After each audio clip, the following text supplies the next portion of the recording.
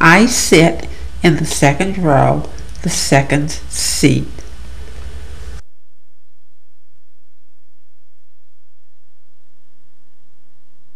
This is the Forbes house at 39 Church Street.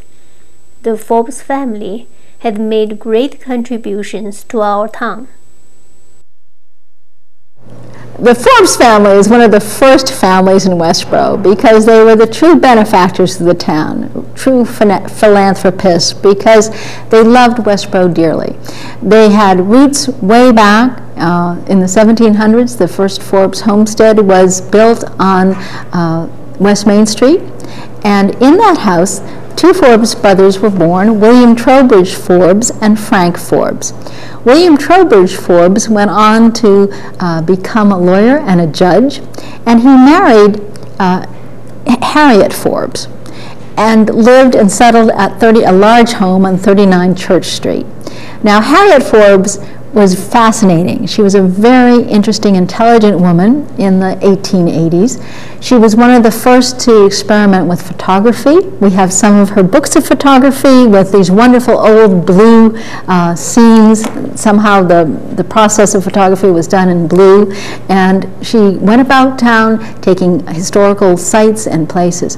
She also had a historical researcher's mind, and she too walked through the Memorial Cemetery in the middle of town and became interested in the Puritan carvings and wanted to know what they meant. That led her to research extensively the meaning and the carvers of early Puritan gravestones and the art. And she wrote Early American Gravestones and the Men Who Carved Them, which remains today the main book about Puritan art. And she's known as almost the founder of this study that now is the Association of Gravestone Studies looks to Harriet Forbes and this book as a key to understanding Puritan art and appreciating Puritan art. She also not only was interested in Puritan art as first discovered in Westborough, her discovery in Westborough, but also in the town history. She wrote The 100th Town, the story of Westborough, and she collected tales of Westborough and wrote them into a wonderful book in the 1890s. The other Forbes is Frank and Fanny Forbes. They loved Westborough so very much that they built their home, their main home, on High Street, and had two summer homes. And unlike people now who might have a summer home in New Hampshire, Vermont, or at the Cape, their summer homes were both in Westborough. One summer home was on Lake Chauncey, and the other summer home was on the hill of Ruggles Street. It sort of was a hunting camp, so they could go there in the fall or spring, and in the summer they'd go to Lake Chauncey where they could swim or sail. So they stayed within the town boundaries there for their lives. What is interesting and why you won't find any photographs of their main house is that their daughter, Mrs. Homans, had their house torn down on High Street so no one would ever live in the home of her parents. And so therefore we don't have any pictures of or photographs of their main home. But their home on Lake Chauncey and at Ruggles Street, their summer homes still do exist. Frank and Fanny Forbes was so generous to the people of Westborough. And they were a couple who built Eli Whitney School, they built the community center, they gave $50,000 to the completion of the town hall in 1929. She was a lovely, lovely lady that she paid off anonymously many, many mortgages of the people during that time when the Depression and all. The other thing that she did was she would go around and she loved her gardens and she would bring flowers and fruits and vegetables to homes. She'd walk around with her basket, very, very, we have pictures of her, and she is a very simple dressed woman except for church, which of course she was very much into Congregational church. So Frank and Fanny left us a legacy. The legacy will be forever with us.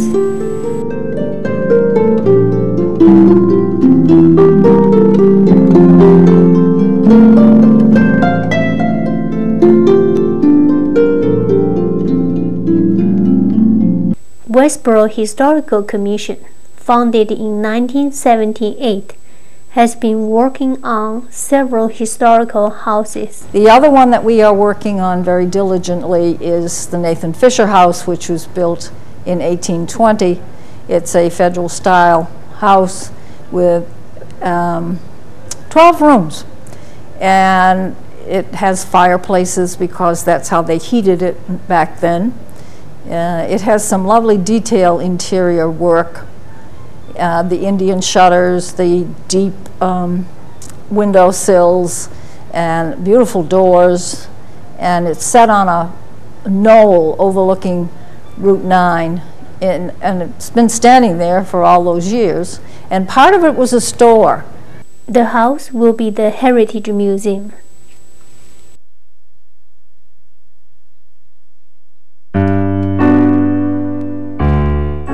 The Memorial Cemetery is our window to the past. Early settlers and founders of our town are buried in this Puritan cemetery, established in 1704. It became town's property in 1747. A visit to this sacred place has inspired many town residents to study its past and help to preserve its folk arts and history. I became interested in Westborough history right from the first time I walked through the town cemetery. It was the first week I had moved to Westborough more than 28 years ago. And what fascinated me was the Puritan art on the gravestones, which dated back to, I think, 1729 or so, and the names of the people who were on those gravestones. They represented the founders of the town, people who fought in the French and Indian Wars or the Revolution, and there are even Eli Whitney's families buried there. So the combination of art and history fascinated me, and I wanted to learn more. Mrs. Allen joined the Westborough Historical Society, started the local history bus tour for school children 20 years ago, and went on to write the book, On the Beaten Path, Westborough, Massachusetts.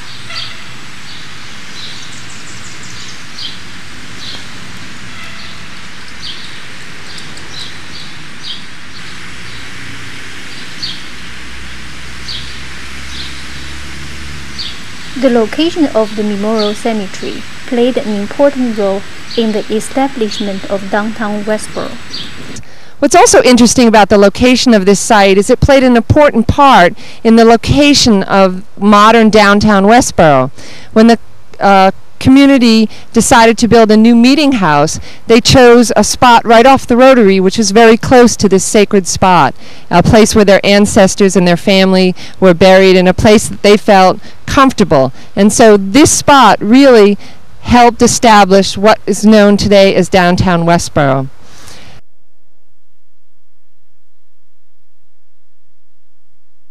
Reverend Parkman, the town's first minister, is buried here. Reverend Parkman was a Harvard graduate. Married twice, he had 16 children altogether. Reverend Parkman passed away in 1782.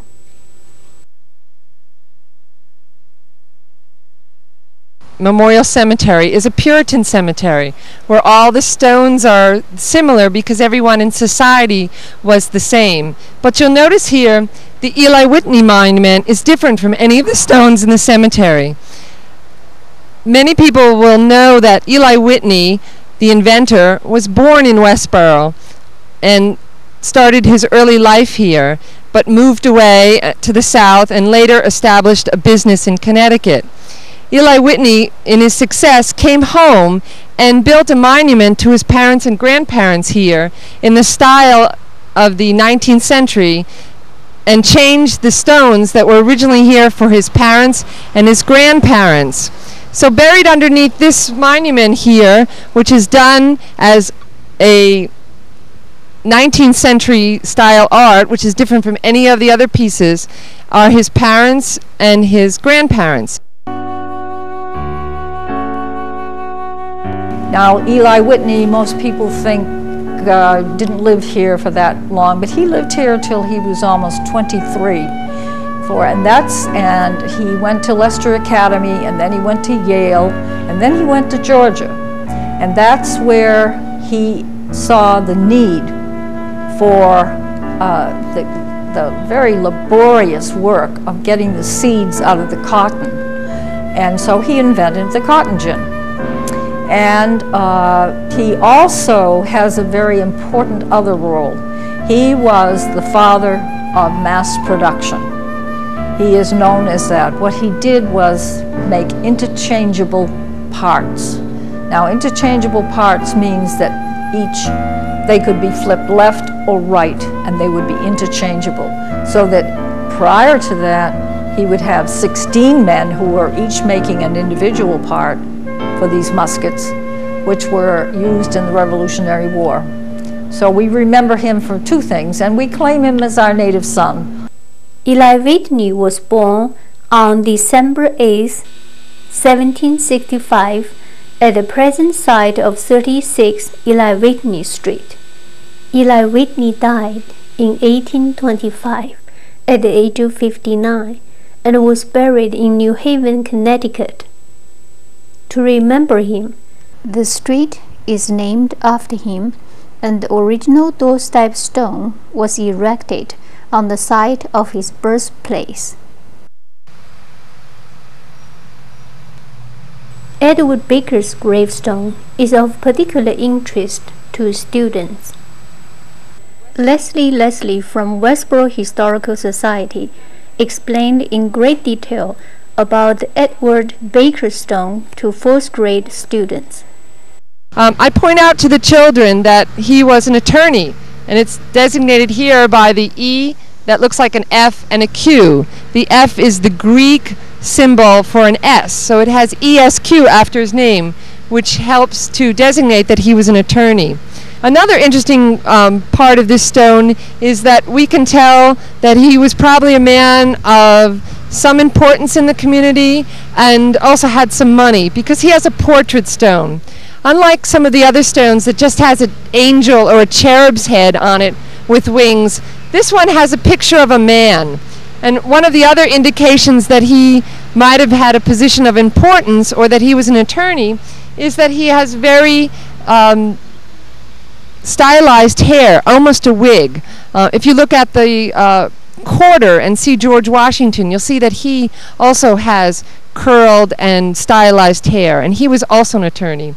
So this stone is important because it has a man who was a selectman in town, an important person in town, an educated man in town, and a man of some wealth. And his family was able to purchase a special stone, a portrait stone that might have had a symbol of his face on the stone.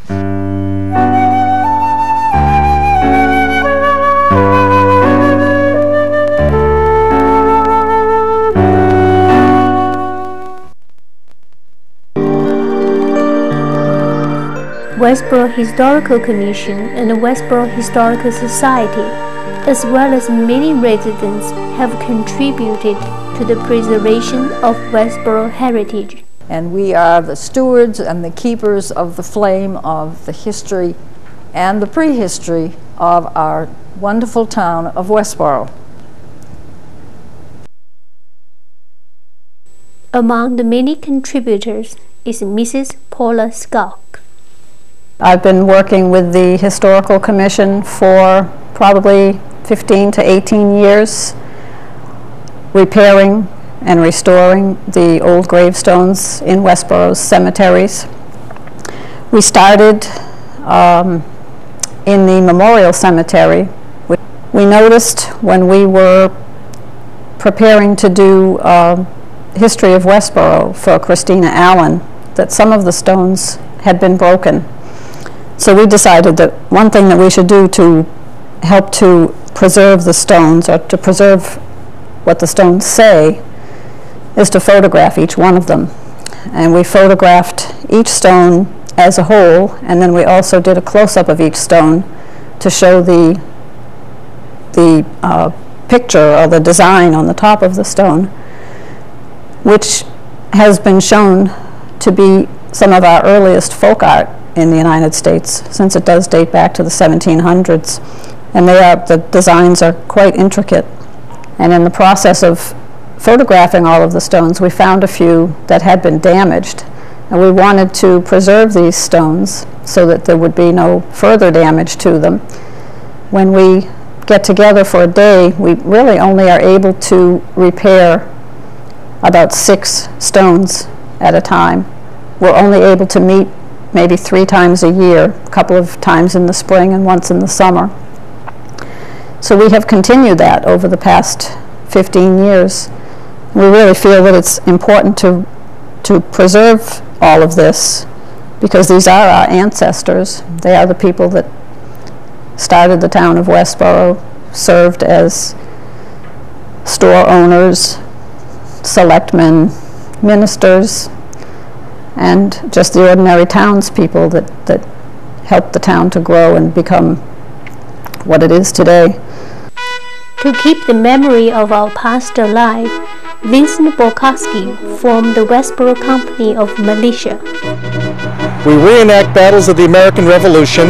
We are also members of the Living History Association, which is an umbrella organization. During the course of the year, we have several major events where we fight redcoats, and there are several hundred reenactors on both sides.